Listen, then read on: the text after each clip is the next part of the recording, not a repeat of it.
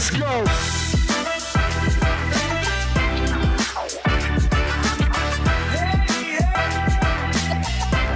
All right, we're back.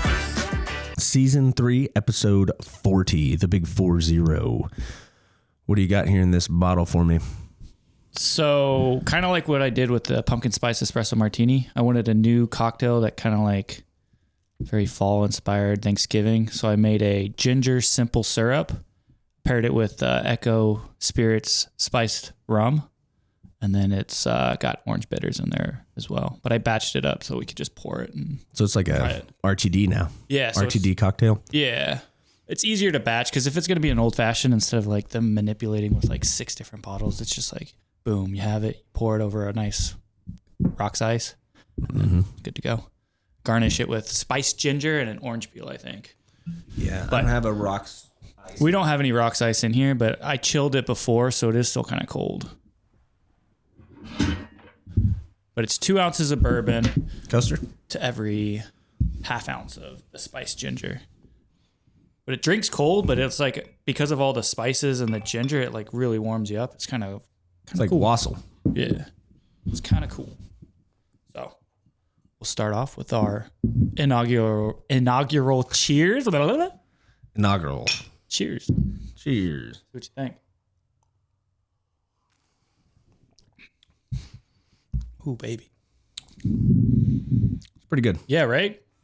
It's got the vanilla, the cinnamon, the ginger, and it kind of like all just fuses together to something that's like super warm and cozy. Yeah, it definitely tastes like a Christmas drink. Yeah, not bad. But I was looking at our numbers last month when we did the pumpkin spice espresso martini. We really didn't advertise it too much except like 5 or 6 Instagram posts, but we sold more of those than any of our other cocktails that we had besides the Buddy Shot. But Are we keeping the espresso martini just no. not pumpkin spice? Nope. Yeah, because we have this stuff. So I'll keep it there. I But think we just don't pumpkin spice. yeah, so we can always make an espresso martini, but we're just not going to have the pumpkin spice. I'm not going to make any more of that simple syrup. This, I made a gallon of the ginger simple syrup. It should be enough. So like, I think that'll last us until like December something. Yeah. And then we'll do something else. But I've heard there's in the works of getting some people interested in helping us with the podcast. So we might have to redo some of our cocktail menus just to kind of like collab with that. Yeah. So I would be okay with like adding that as like a seasonal drink that's like for 3 months or something. Yeah, we'll say it without saying it. There might be like subtle clues around the room, but we're working on a sponsorship, more of a partnership. Partnership. Less of a sponsorship, more of a partnership with another local brand. We like to call it mutual prostitution. Yeah. If you're paying attention to the governor race at all, you might hear that term. Yeah. What else is new? So this is season 3. This is each time we do a new season is because we took a 2-week break because life just gets way too crazy and we can't podcast. And it's been crazy. It has been crazy. You went on a trip back to Washington, got some new hand artwork. tattoo, which I ruined one at the dump today. It just adds character. Yeah, Looks good. I think so. Yeah, 6 days. I think I was gone. And then you came back and Well, before that, the night before I left, when I was supposed to be packing, the Toronto Maple Leafs played the Blue Jackets. They got their asses handed to them, and then they ordered 60 smash burgers. to be clear, the Maple Leafs got their ass kicked. Yes. And then they ordered burgers to Comfort food for the flight home. After the loss. which was sweet. Yeah, so I still have the time lapse for that. I got to post it. Yeah, hell yeah. I just remember that. You got to tag him too. I will. Sorry about the loss. Sorry about the loss, but I hope you enjoyed your burger. Yeah. I will. I absolutely will. But yeah, so I came in, that was like 9:30. Yeah. Made 60 burgers and tots, 10 pounds of tots or something like that. And A lot of about tots. 20 pounds. Yeah. But, and then did you drive it to the Columbus airport? Yep, CMH and then one of the FBOs. I think it was Lear flights. So like I had to kind of like break and enter because they had a gate and I like, hey, I'm here to drop off food. And I'm like, what? I was like, yeah, the Maple Leafs want me to drop off food. So they did the lift arm. And I got through the park to the parking lot, but then trying to get into the actual like lobby, that was also locked. So I was like waving down a cleaning guy. I was like, hey, I got food. Like, can you help me in? I was like, I'm calling, like, this is the person who told me to come here. And so I was like, I literally had to like put a block so the door wouldn't shut. And then I was just shuttling food back and forth to the lobby. And then I took a picture. I'm like, hope you guys like the food. And then left. Good luck. Never heard anything else? No, they texted me like an hour later and like, food was amazing. Thank you so much. When they're in town again, they'll get us. Oh, yeah. Yeah. Hopefully. No, we've been, now that was separate from anyone at Nationwide, right? They just reached out. They usually like look up local businesses and they try to support people who aren't like, chains. Yeah. So they went with us. Sheesh. I got nothing. So there was that. Then you went to Washington and left me alone in the restaurant 6 days for 6 days when we were down a server. So I was just, his cruise went to Hawaii. Yeah. For another wedding, unrelated. But yeah, I think I spent 70 plus hours at the restaurant that week. And then, which is crazy to think that we used to do more than that every week. I know. Now it's like that seems like an insane amount of hours, but we were initially working like 80 hours a week. Yeah. Both of us every week in 5 days. Yeah. Crazy. Which, as much as it sucks, you like after like 60 hours, you get into a groove and it's like, I can keep this. At that point, you just live here. Yeah. And it's not too bad. I mean, I don't think you're operating at 100%, but you can keep it going. Yeah. As long as you don't stop, you'll be all right. Once you stop, it's over. Yeah. Or sit down. Yeah. Yeah. My commute went up to about 32 minutes. From 15, huh? Yeah. It was like close to 18 normally. Depends. But sometimes 25, sometimes 15. But yeah, when we leave at like 1 o'clock in the morning, it's pretty quick. Yeah. But yeah, now I'm looking at 32-minute commute. Yeah, you want to tell people why you moved or anything about the move? Can we talk about the whole bank situation and that? I think so. Why not? We won't name any names, but. Yeah, so essentially what happened? Short story long. The craziest house buying, selling story I've ever heard. Yeah, same with most everybody I talked to about it. Yes. But I decided to move. My wife and I currently lived in Hilliard, and we were in a residential area, which that's not our vibe. We're country folk at heart, So our property taxes went up to $1,400 a month. Mm-hmm. And if I was in like a mansion, understandable, but I was in like a normal 2,500 square foot house in Hilliard, nothing fancy, and $1,400 a month was what it went up to. So I said, hey, let's move and go find a cheap spot out in the country. Ended up finding a spot in West Jefferson. The property tax went from $1,400 to $186. Seriously? Yeah, $186 a month, and it's any of your neighbors trying to sell their house? I don't have neighbors. That's why I moved there. Just cornfields, man. Yeah. I'm surrounded by over 1,000 acres of corn, which makes when they cut the corn down, it's pretty windy out there, but worth it. You can fart and no one smells it. It's just take a amazing. Piss and no one can see it. It's great. So, anyways, I decided to move. Talked to my realtor. Our house was on the market for like 10 days or something before someone. We went into contract. Someone bought it, and we already made an offer on another place, a contingent offer. So everything was looking good. We get like 2 weeks in, and when you're self-employed with like, we don't collect paychecks. We're not on payroll. It's different because we own the business. So we have to, the banks go off our profit and loss statement because you tell them this is what I'm getting paid. They want some sort of evidence, and we don't have pay stubs. So they essentially go through the business books. Well, the guy who's doing that accidentally sent all of that information to the underwriter, like a week and a half into this whole process, which the underwriter wasn't supposed to see all that. So then it raised a bunch of red flags because the underwriter wanted to see everything about our business. And that guy didn't want to admit to anyone that he did that. So he just hid it for 2 weeks, hoping that it would somehow go away. And put it all on you. Yeah. And then I think we're 4 or 5 days out from signing, and I messaged him multiple times. I'm like, hey, is everything good? We on track? Because I'm selling my house. So if I don't sign and buy a new house, I am homeless with a wife, 2 kids, and 2 dogs. And I'm too old to move back into my parents' house. So, Yeah, it's one of those things where you're like, you really want to make sure everything's good. So I kept checking in. He's like, everything's good. We're on track. If I'm ever alarmed, I'll let you know. So short story long, I'm flying home Tuesday, which this will lead right into our hood story. Mm-hmm. I'm flying home Tuesday, and we got the toddlers. If you've ever flown with toddlers, it's a blast. But my wife and I were going on like 3 hours of sleep, and we land in Denver. And as soon as we land, my phone's like blowing up.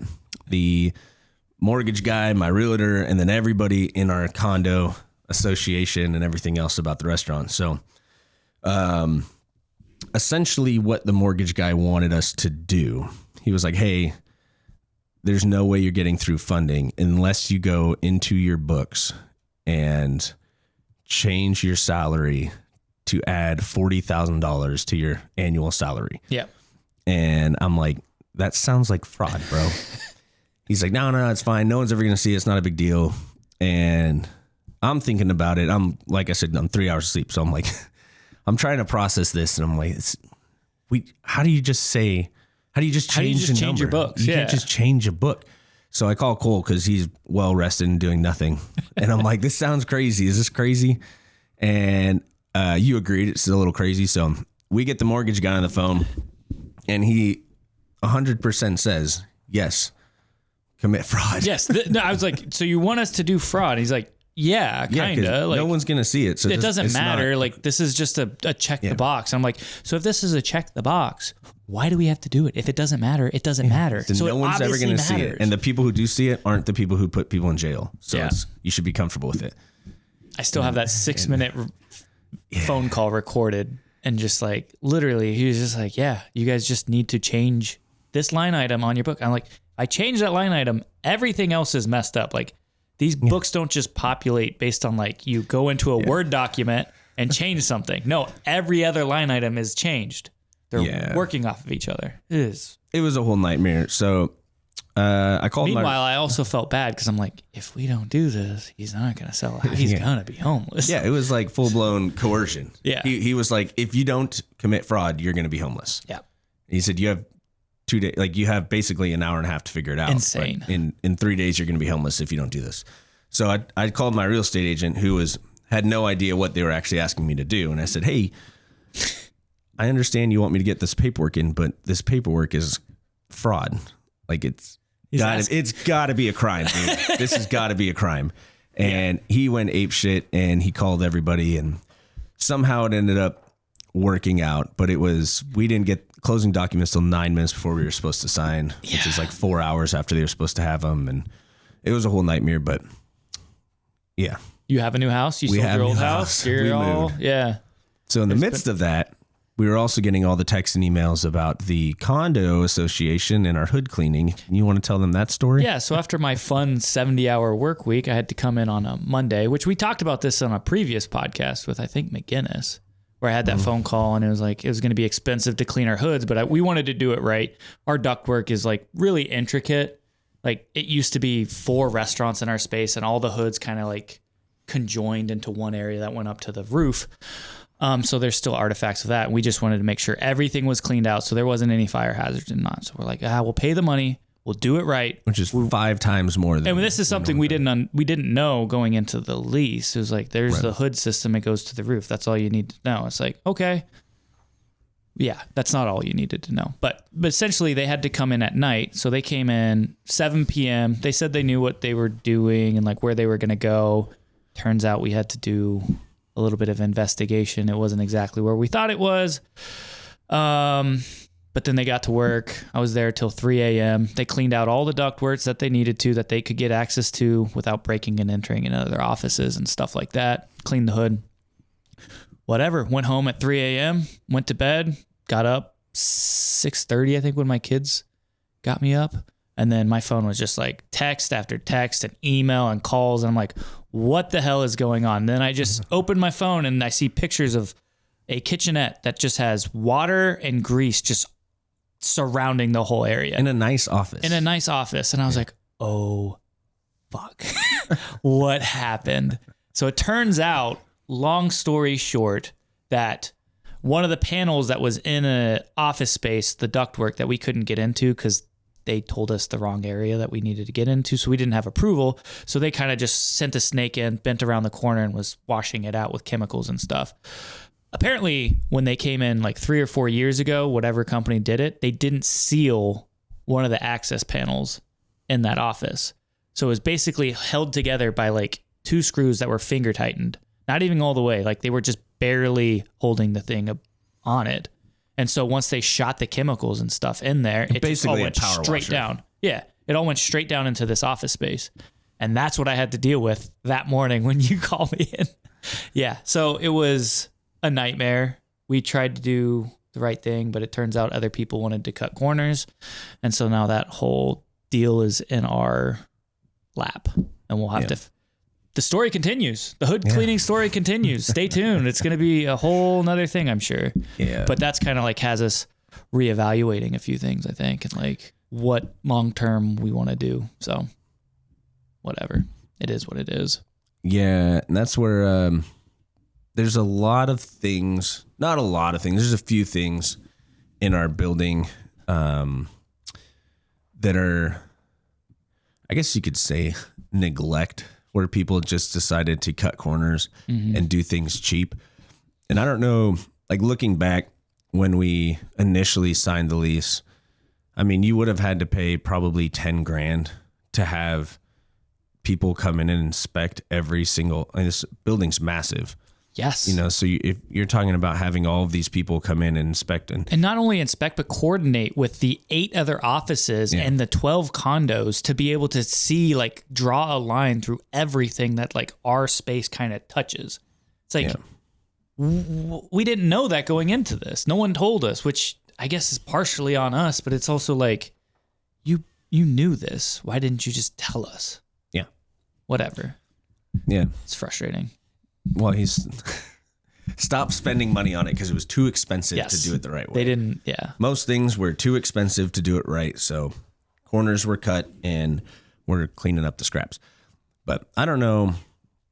I mean, we could have had everything inspected in the whole building and then been like, all of this stuff needs to be fixed. It's going to cost you $100 grand. And he would have said, okay, see you later. Yeah. You know, and then we never would have been here and got where we got. So at least we would have caught that access panel. True. That was pretty obvious looking at that it was not attached at all. Hopefully they would have caught that, but you never know. Yeah, it's fair. I mean, literally, you could see the screw. The screws were like barely tapped. Like not even like, you know, there's finger tightened and there's literally just like enough that the screw will stay there. Yeah. So it was still sticking out like a good 3 inches. It was nuts. And like there was 2 of them. The other holes didn't have screws in them. So yeah. It was hanging there by dried grease and prayers, I guess. Is it sealed now? Yes, we resealed it. They caulked it. Nothing's coming through that. It was done properly. So next time we should be looking pretty good. No, but I like this. There's been a pretty coherent story arc to the podcast from season 1 to season 2 to now season 3. There's been like a clear progression throughout it. It's kind of cool. Doing something. Yeah, I know. We're either going upward or downward. We don't know. Stay tuned. Yeah, so we're... Season 10, yacht, I think. Yeah. Maybe season 4, if we're lucky. Or at least a small boat. Yeah, a catamaran. Yes, I like a catamaran. Yeah. Sweet. No, we're working... The big things we're doing right now currently is we're still in the process of getting ourselves out of the restaurant, which is very difficult.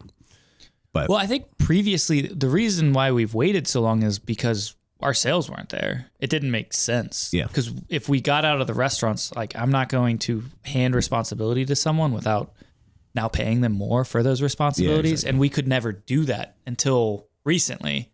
Like our sales continue to grow and we continue to do better. So now it's like we can finally be like, all right, what do you guys want to do? Like, let me know and we'll make it happen. So now we can take a step back and let other people kind of take charge of more of the operations, day-to-day stuff. Yeah, and we are definitely blessed with employees that want to take on more responsibility. Oh, absolutely. I mean, in our minds, like the sky's the limit. Yeah. We want to give them the keys to the kingdom. It's like however much you want to learn, however much you can handle, we want to give to you because it takes a lot off our plate to where we can focus on growth Yep. and like direction of the business, where it's, I mean, we've said this a million times. It's really hard to do that when you're sitting in the front taking orders, Yep. you know, or you're bartending or cleaning fryers or whatever. So, not that stuff is beneath us. No, not It's at all. just like we're the ones that can focus on the actual growth of the business. yeah. It's like our time is so much better spent because if we can get more customers in the door Yep. and fill the bar with people, all of our employees make more money. Exactly. So it's like if they can free us up, we can help make them more money. Yeah. And if we're making more money, we can pay them more and give them more responsibilities. So it's like it's a mutual prostitution. I think. Mutual prostitution. Which Is that the name of the episode? season 3, that's the Yeah. like arc of this. No, it's like help me help you, you know? Yeah, and it's not like we're like, I don't know. It's not like we're making hand over fist with this anyways. It's like we're still, I think we're doing what were appropriate steps to finally get to that point. Yeah. So I don't know. I want to pay all of our employees as much as we possibly can. It's just like our business would sink a lot sooner than it's already sinking. Yeah. So No, we there's definitely, the balance. I think since we opened the bar, we've been like teetering the line of survival. Yeah. Oh, 100%. We have had some very hairy moments on like, oh, fuck, we got to pay this and this and this. Yeah. And it's like, where are we going to get that money? Yeah. The customers will sometimes slow down. Yeah. The bills never slow They down. never slow down. They only go up. Yeah. They are increasing at rocket speed sometimes. I will say, if you're ever thinking about running or opening a restaurant, make sure you have a lot of capital just ready to go. Yeah. Like baseline, like whatever your sales is in a week, have that Yeah. at all times. That's your zero. Yeah. If it's $25,000 is your zero, because within 1 7-day period, you can go from 30 grand to your account to $500, like that. Yeah. And guess what? If there's a bill that's $550, well, you better find $50 somewhere because it's got to be paid. So, Yeah. Well, and also like there's things you can't control of like that too. you give the bread guy checks and he stacks Oh, yeah. them up and then one day goes and deposits $2,500. Which happens frequently. So it's all the vendors that are collecting checks. You don't know when those are getting pulled. So you have to have the money in there because it's just disappearing right and Yeah. left. But Which a lot of this is just amateur hour, but it's like we're still learning as we're going. right. And I'm we sure it's started pretty this- obvious to a lot of people, like, yeah, fuck yeah, that's what you're supposed to do. But then when you're in it, you're like, it's harder to see that. Yeah. Yeah. But we also started with nothing. Yeah, exactly. You know, we got a small loan for the $30,000 food truck. And then most our initial build out in the restaurant, we did cash, a lot of it. Yeah, did we take out any more money for that? I think Not we much. just had what we had. Yeah, because we were stockpiling for a while there Yeah. through the good months of the 20. Well, we got the line of credit from our credit union, Yeah. and we Yeah, emptied we've that got a decent. few loans here and there, but overall, I mean, That's another thing. Shout out to Mikey's from Late Night. If another piece of advice, if I could do this all over again, raise as much money as you can when you don't need it. Yep. Like, this is what we learned from, like, it's just like, because when you need money, you can't get it. Like, no one's going to give you money. So, like, always be on the out, like, have your eye on, like, I should have some money on this stockpile. and not necessarily more money, but better money. Yes. So Always like better money. always better money, because I'll explain that a little bit. Like when you are in a pinch and you really need money, You can there's get it. always somebody that will give you a loan. Yes. They're like, I will give you 20 grand at 50% interest rate, Yep. and you got to pay it off in 3 months. Yeah. You know, and it's like, that's not happening. You're going to die. Yeah. So like the idea behind it is like, when you don't need money, you're trying to find better loans where you can have more capital, less or lower interest rate, better terms, you know, and it's like a constant cycle of growing your capital that way. Yeah. But And this is like, yeah, obviously, if you start with $1 million, you don't have to worry about this as much. But this is like literally starting with zero.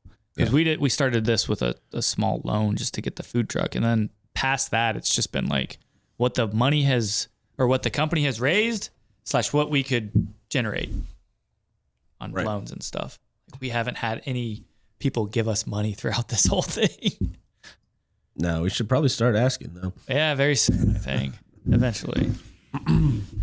No, I mean, yeah, there's several ways you can go about it because everybody wants to bring in investors. It's like the easy answer: bring someone in with $1 million, solves all your problems. But the problem is you give up a big portion Of the company, you give up a big portion of control, the vision, the direction. and then you have $1 million burning a hole in your pocket. Yep. If you have money, you will spend it. Yep. So that's one of the nice things. Which is good and bad. It's good and bad. Because Yeah. sometimes the money can be put towards good things. And then other times, more often than not, it isn't. You have to have Yeah. your priorities straight. And well, that's where we're at. It's like we're on such a tight budget all the time. Yeah. We have to take the time to like, do I want to spend $100 on this? Yeah. Like literally, it's $100. Do I think we're gonna like see any return from that $100, or should we find other options where we can spend that? And that's every decision recently has been like, literally, No. Yeah. every single dollar matters where Yeah. it's going, and so you have to constantly decide where, your best investment is for that money. Which there's a push and a pull for the whole thing. There's one book that I was reading, Setting the Table. The guy who started Shake Shack, started a bunch of other restaurants in New York. Like they had like a time where the neighborhood that they were in was like completely in shambles. There was kind of like us, construction, like everything was not going the right way for the neighborhood. And one thing, money was tight. What they did, instead of like, obviously you get your margins and everything and see where you can cut like any of your excess spending and get all of that set. But then like food is cheap. Like it's a lot cheaper for us to give away food than it is to give away money. So like you treat those moments as like a point of abundance where it's like, look, now we're giving away stuff, not from like money side of things, but like to the community. And so like he was like, anytime there's like a downturn of something, you want to treat that with abundance and like see what you can do to reach out to other places to try to like use what you have to like expand your brand. And like that builds trust and loyalty within the brand, which is extremely frightening, I think. But there's also like, I think people appreciate that. People like when someone sees that you're struggling and you're like, it's better not to beg for things, but be like, look, I want to do this for you. And that builds like more of a connection. Yeah. Like you shouldn't always like, oh, we're about to fail. Like come to us, please. It's like, no, what can we do for you guys? Like we're here, we're in it. Like I think people respond a lot better to that stuff. Yeah. What's also interesting is we have essentially done zero marketing Zero. in the last like 4 months. And other than random social media posts here and there, we have done Paid advertising. Yeah. Yeah. We haven't done any like paid advertising in months, but I honestly don't remember the last thing that we did that was any sort of paid marketing whatsoever, put any money towards marketing, but our sales continue to grow. Yeah.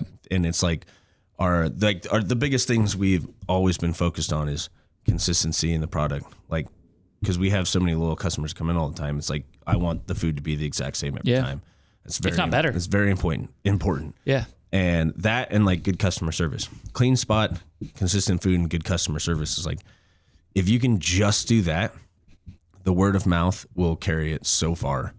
And I think that's what we've seen, because before we spent a decent amount on various marketing because we don't know, and like throwing money here, Influencer throwing money marketing, there. paid advertising on Instagram, random Google, shit all that you're stuff. like, oh yeah, this will blow us up overnight. If it sounds too good to be true, it's too good to be true. Like, focus on your product. Yep. Be consistent. Yep. Be good to your customers, and watch it grow. Like, it's essentially all we've been doing, which is awesome, because when we get to the point where we can really focus on marketing and like have a direct idea of where we want to go with that, I think the money we spent will be, tenfold what we would have got months ago when you're just kind of throwing money at random shit. Well, we could hire that marketing guy back, and he made us I think he doubled our business, he was saying. Yeah, in like a week. Yeah. Speaking of fraud. Oh man. Yeah. There's always something. There's always something. What else we got? Episode 40. We got questions from the listeners, remember? We do got questions. They're paving the road right now. Yeah, they While are. I pull these up. Yeah. They are paving. That's what I'm saying. This is a rebirth of Smash Buddies. Like this is the regrowth. great rebirth. Yeah. We're going to have the road opening up. I think we're more focused on what the next step is.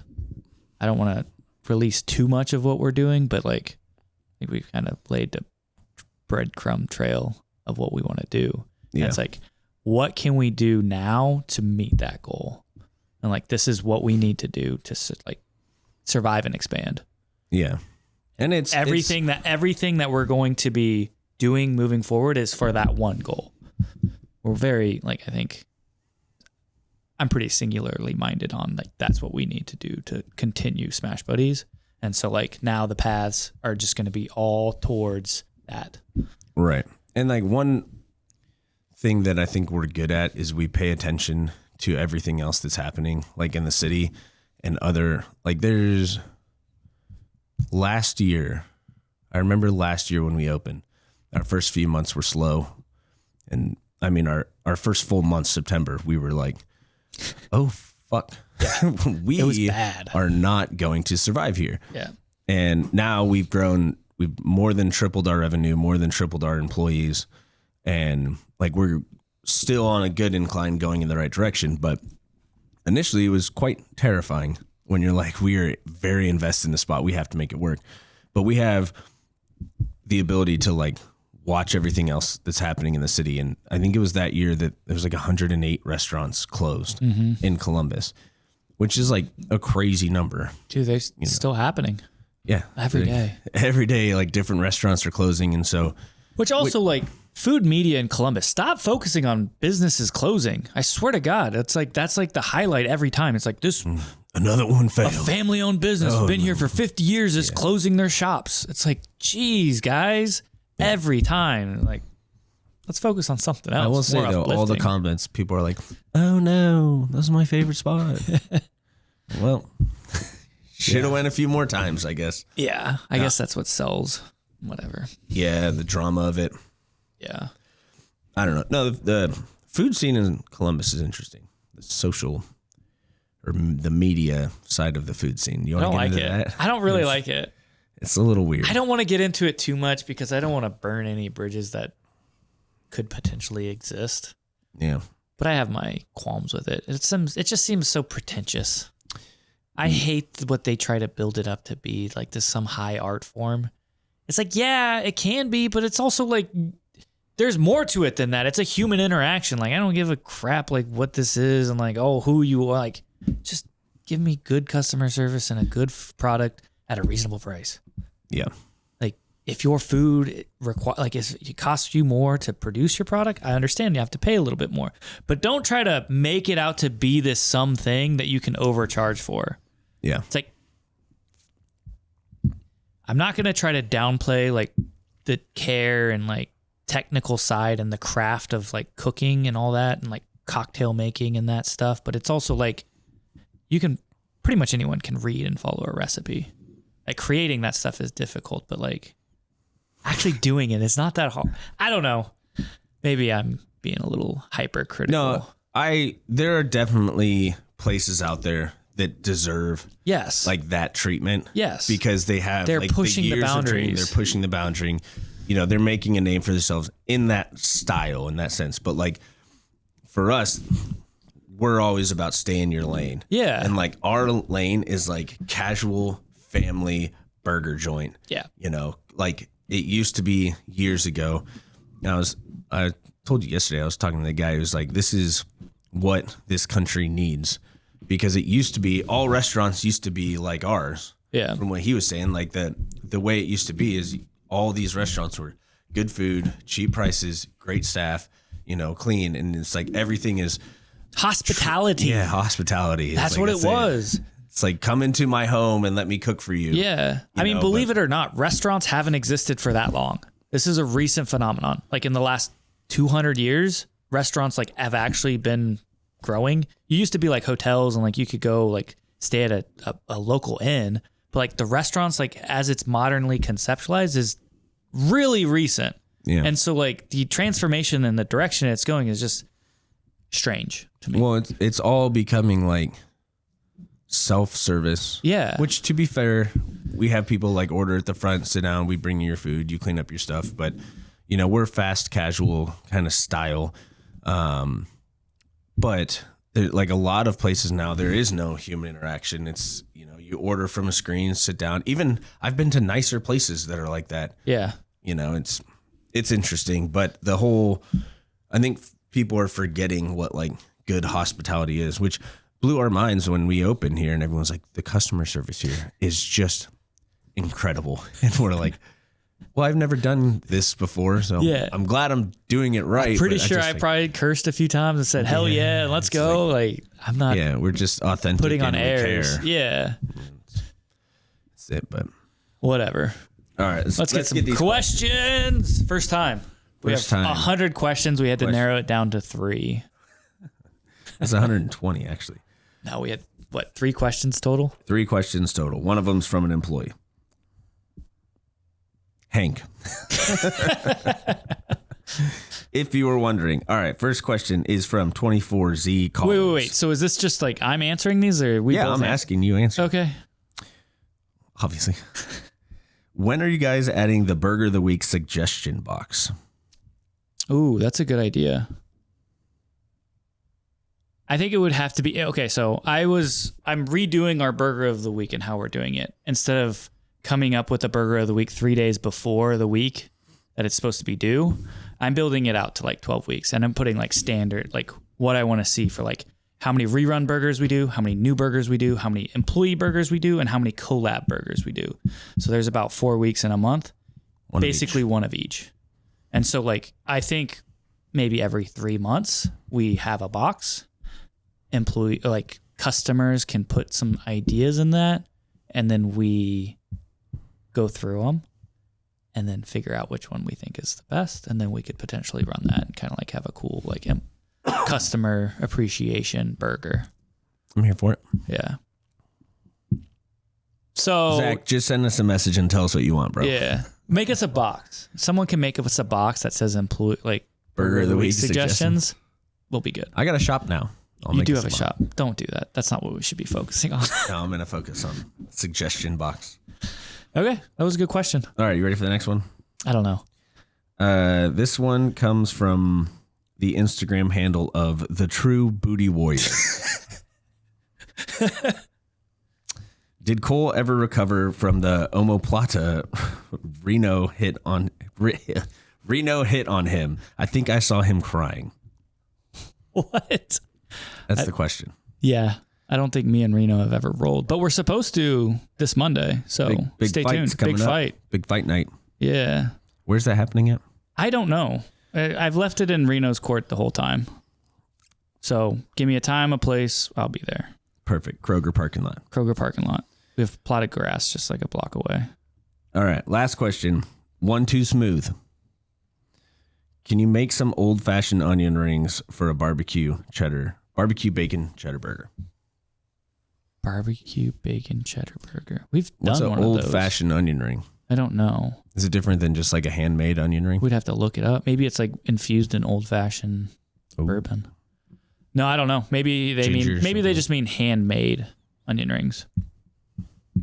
Which the Fatty Nick's burger had onion rings, bacon, cheddar. So we've kind of done something like that. I just don't know what they mean by old fashioned. I'm going to assume handmade. If that's handmade onion rings, probably never. But also, here's the issue with onion rings. Yes. Not gluten free. Yep. They destroy the fryers. Yep. And especially when you're breading them, your fryers, you can't do anything else in that fryer, and we're limited on our appliances. Everything we do is speed and efficiency. Yeah. That's how we keep prices low. And wait times low. And wait times low. So, which would be in the speed portion of that. Well, But okay. We've done onion rings before, but 43%. we have like our tots are gluten free.